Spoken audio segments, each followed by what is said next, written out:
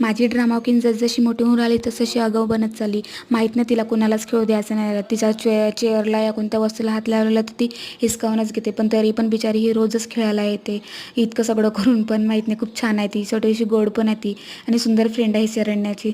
आणि शरण्याच्या पप्पाने किराणा वगैरे थोडंसं आणलेला होता, कारण उद्या रक्षाबंधन असल्यामुळे थोडं सामान वगैरे लागत होतं.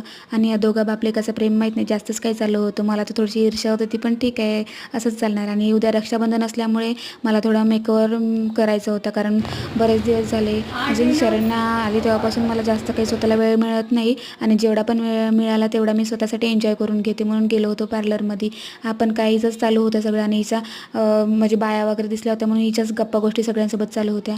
मग दुकानामध्ये गेलो तर हिचे म्हणजे जे हिला जास्तच म्हणजे लाड करतात, त्यामुळे आम्ही नेहमी जातो तिथे. आणि मग राख्या वगैरे घेतल्या आणि घरी गेले. तर व्लॉग आवडला असेल तर लाईक करा, सबस्क्राईब करा आणि कमेंट करा. Bye bye.